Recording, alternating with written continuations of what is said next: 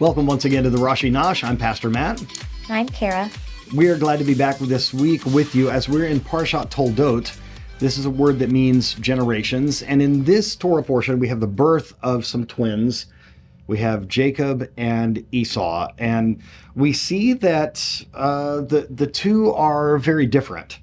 Now, I want to read when it says here that the lads grew up and Esau became a man who knows trapping, a man of the field, but Jacob was, and I'm reading out of the art scroll here, it says a man who was wholesome, a wholesome man abiding in tents. The reason that it's translated this way is in the Hebrew, it actually calls him an ish tam, a wholesome person, a wholesome man. And it says here in Rashi that all while the children were small, while the boys were small, until they reached age 13, no one could tell their personalities apart. They both seemed to be pretty similar.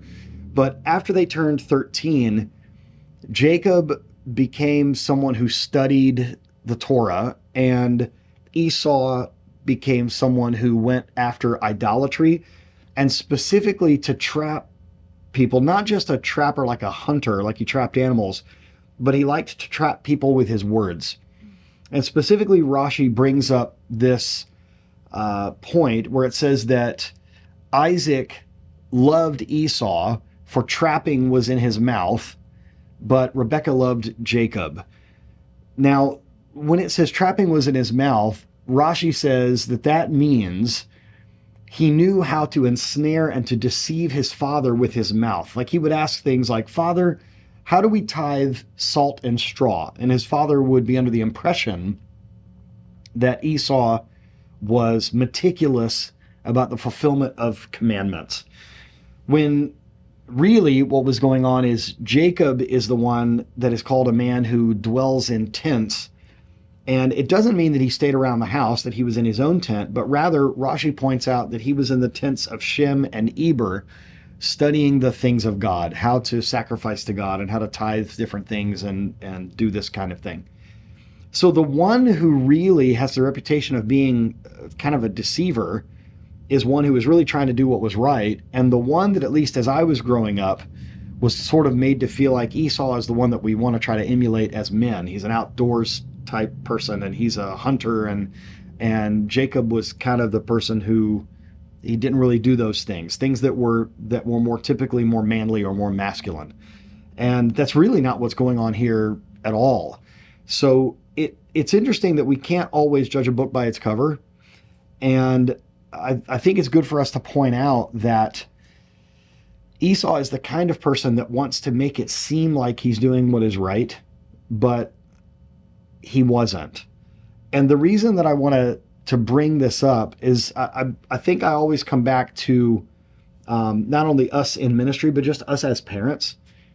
I kind of think, I could be wrong, but I kind of think a lot of dads can be deceived easier than moms on if, I feel like dads can be easier buttered up, so to speak, and to maybe, especially with little children, they can kind of have us wrapped around their finger a little bit. And I kind of feel like moms have this superhuman ability to see through, like if the child is being overly nice, or if the child is being, acting really on their best behavior because maybe something else is going on. I'm not going to ask you to mention a specific instance in the lives of our children, but do you think that moms or just women in general have an intuition about them where they can maybe see through deception? I do feel like that I can do that. So if that's a female thing or a mom thing, I don't know. But I definitely feel like I can tell that. And not only with my own children, I often get a sense sometimes when there's people that are, they just seem a little surface, or they seem a little, shady a little bit, or, and I'll just be like, I'm just going to keep my eye on them because I don't know if I trust everything they're saying to me, if their intent is there, from the heart, or whether they're just trying to, appear as they are, want you to see them as. And so I feel like I personally definitely have that ability sometimes. So if that's a female thing, then, or a mom thing, then I guess I got it.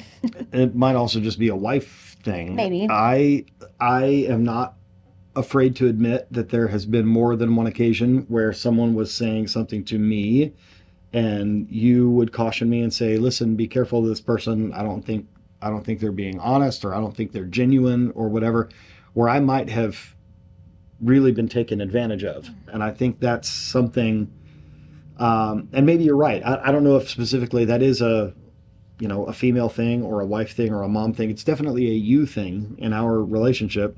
Maybe in the comments below, maybe some of you wives and moms and just women in general can maybe comment if you can see through something, because. And I think it can go both ways too, because I think sometimes someone might come across as a little bit more, solemn or a little more disingenuous. But if, sometimes I'd be like, well, I know that that's not the way they intended it. Like, I know their heart and I could see that. And so I know it came across this way, but I don't know that that was their intent. You know what I mean? So I think it can kind of go both ways too.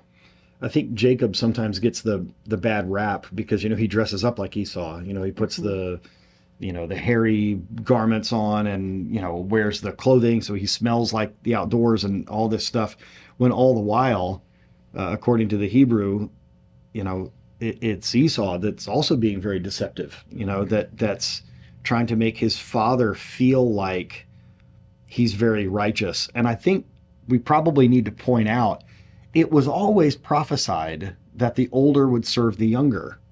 It was always prophesied that Jacob was going to be the one that would receive the blessing. But I think Isaac in his old age is so deceived that he goes against what was the original plan, and he wants to give Isaac this blessing when it should go to Jacob. And so I think, again, we might judge Jacob for being a bit deceptive and maybe scheming with his mom a little bit here.